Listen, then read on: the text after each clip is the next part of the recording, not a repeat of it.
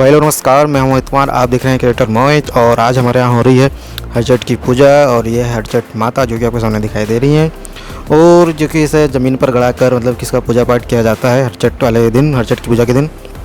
तो हमारे यहाँ वही सब यहाँ पे ज़मीन की जगह आंगन में फर्श है, तो इसे इसका मतलब कि जुगाड़ कर लिया गया है इसे स्थापना करने के लिए, और इसकी आज पूजा है। तो बने रहिए वीडियो में, आगे हम हरचट माता की कथा भी इस पर ऐड करेंगे जिसे आप सुन सकते हैं।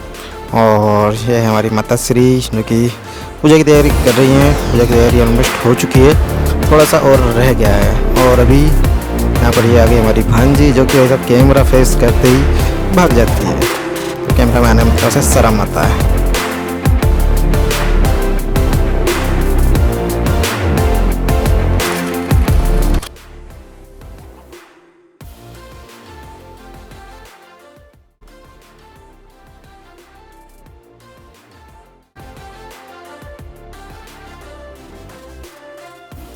हाय राघो।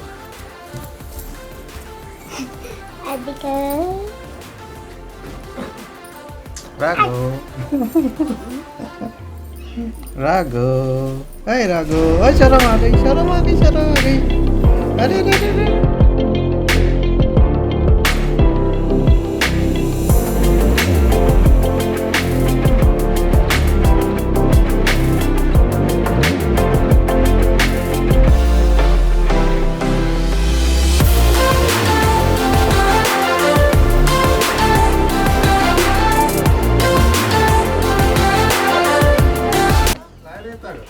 लाए थे ना जे तरह वो धुआं को खाते मर जा करके वो कब दे रही हो मुंह लगा दे वो तो जा आई का नहीं दे रहा वो दे भागो भागो। बोलो जट माता की जय। राजा युधिष्ठिर ने श्री कृष्ण भगवान से कहा, हे भगवान देवकी नंदन, आपने तीनों लोगों के हित के लिए पृथ्वी पर जन्म लिया है, अतः मुझ पर कृपा कीजिए। अपने पुत्र अभिमन्यु के मर जाने पर सुभद्रा भी बड़ी दुखी हुई, शोक से पीड़ित होकर वह जी नहीं सकती। हे देव, इसी प्रकार स्त्रियों में श्रेष्ठ द्रौपदी अपने 5 पुत्रों के नाश होने पर दिन रात प्रतिदिन दुखी हो रही है। ये यदुकुल श्रेष्ठ अभिमन्यु की भार्या के गर्भ की संतान भी अस्त्र के तेज से दग्ध हो रही है, क्योंकि अति दुष्ट अश्वत्थामा ने इस गर्भ को बिल्कुल निस्तेज कर दिया। इस प्रकार संसार में संतति के शोक से उत्थान हुआ। ऐसा घोर महा दुख हो रहा है। पिता अपने जन्म को तभी सफल जानता है जब उसके पुत्र चिरंजीवी, दीर्घायु और आरोग्य हो और उसकी संतान उत्तम हो।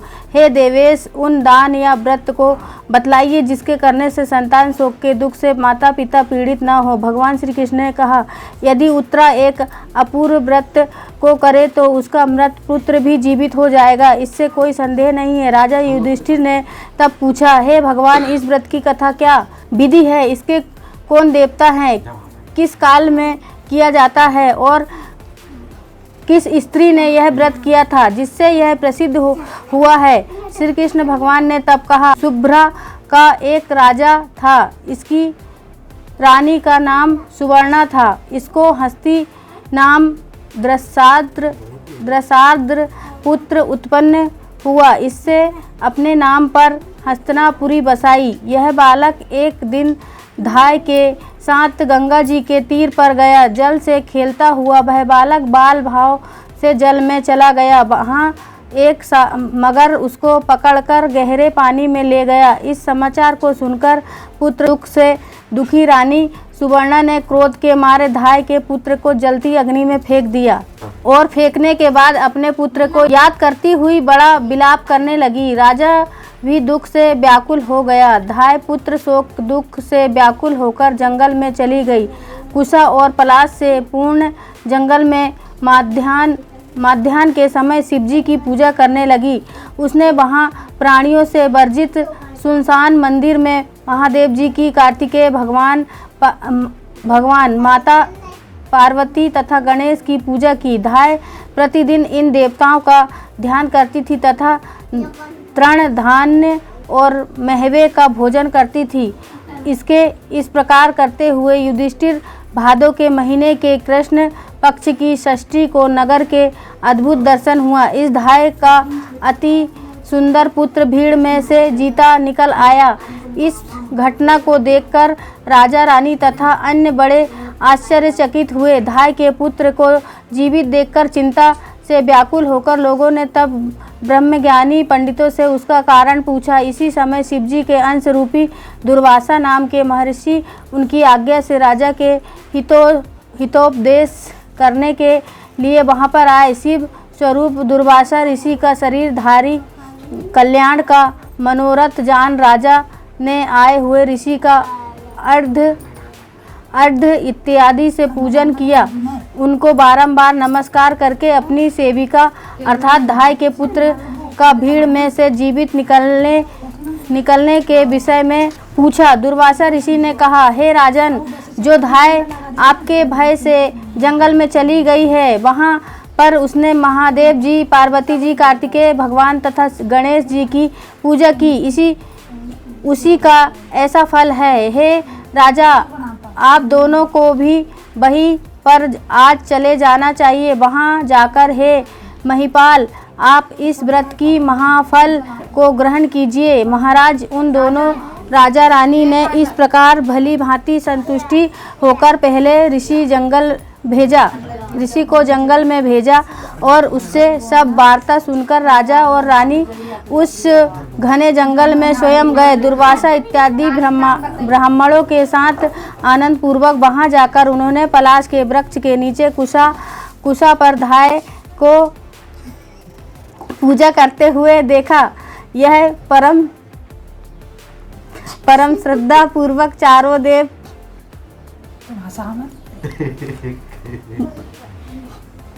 मूर्ति की पूजा कर रही थी।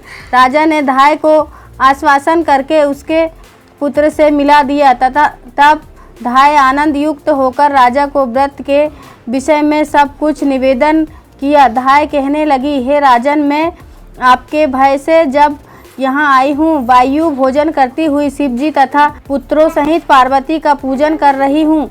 आधी रात के स्वप्न में आनंददाता शिवजी पार्वती जी के दोनों पुत्रों सहित बैल पर चढ़े हुए कुश और पलाश के वृक्षों के नीचे देखा।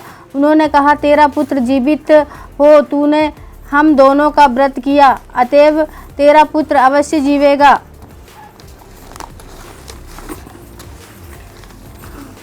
और रानी भी विधि पूर्वक इस उत्तम व्रत को करे, इससे उसका पुत्र जीवेगा और वह अनेक पुत्रवती होगी। इस व्रत की विधि दुर्वासा ऋषि बतलाएंगे। दुर्वासा ऋषि ने कहा, हे राजन, भद्र पक्ष महीने की कृष्ण पक्ष की षष्ठी आने पर उस दिन नियम पूर्वक प्रातः काल स्नान करके मनुष्य व्रत को करें।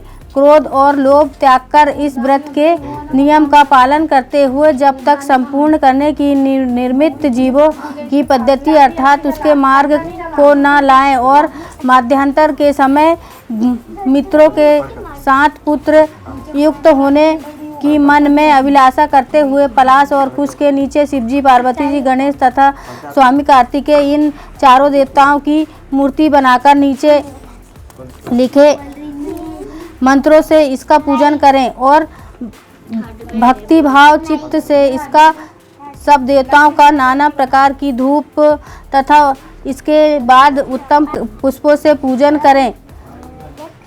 शिवजी की प्रार्थना मंत्र का भावार्थ सौम्य रूप धारण करने वाले, 5 मुख वाले, त्रिशूल धारण करने वाले तथा मदि, मृग, महाकाल इत्यादि गुणों से युक्त शंभु शिवजी को नमस्कार। पार्वती की प्रार्थना के मंत्र का अर्थ शिवा हर कांता प्रकृति श्रेष्ठ हेतु सुख और सौभाग्यदायिनी गौरी और धात्री को नमस्कार।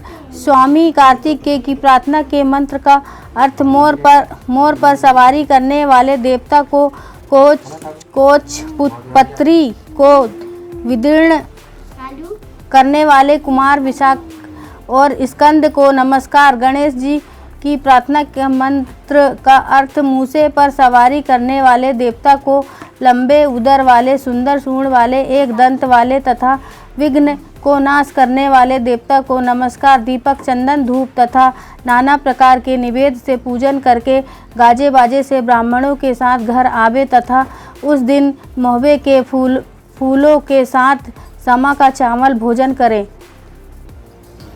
और भैंस का दूध, दही, मठा तथा घृत का भोजन करें। हे राजन, इस व्रत की ऐसी ही विधि है। जो मनुष्य ऐसा करता है वह पुत्र और पौत्र से युक्त शीघ्र ही सुख और प्राप्ति करता है। दुर्वासा ऋषि के वचन सुनकर राजा ने इस व्रत को किया।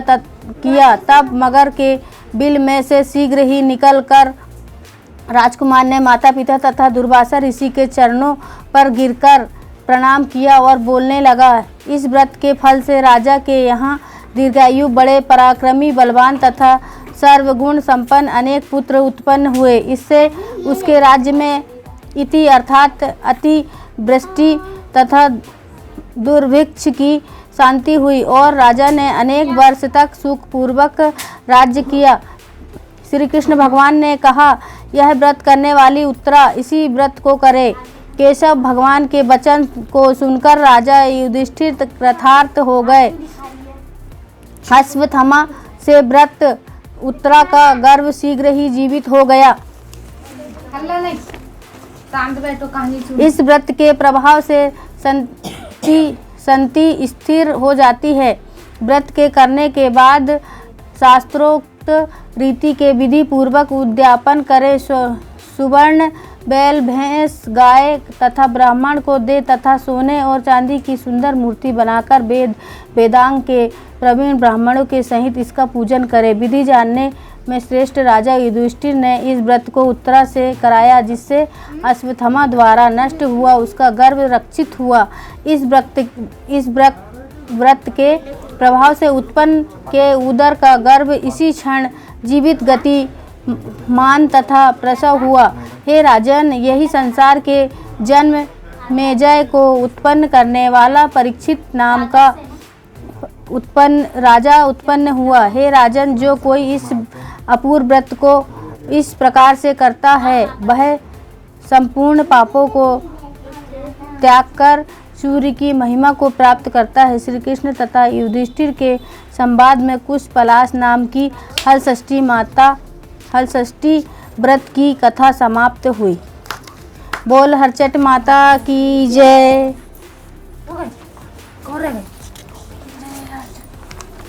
2000 years later. सर्वं वं देवदेवं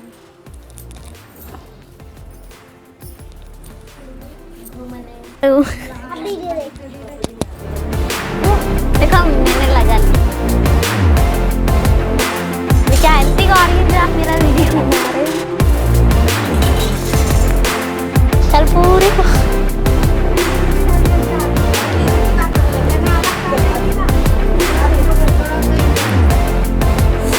हाथ ना दे जा मम्मी ले ले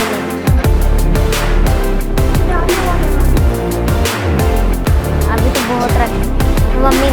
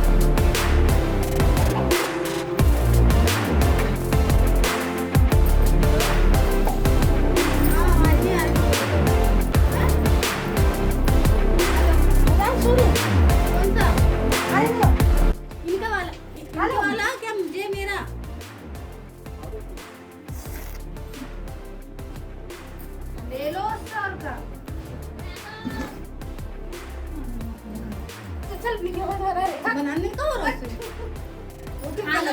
चुपचाप खा ले हाँ मेहरो खा ले बंद कर खा ले ऐसे पीछे हट कर और मुंह खा ले हाँ हाँ तो टेस्ट तो लाई दे हाँ खा खा खा एक साथ में पूरा बस कितना सा काम तेरी अच्छी सी फोटो तो खींच दे हमारी साथ बैठो ना तो देंगे ना अभी खत्म।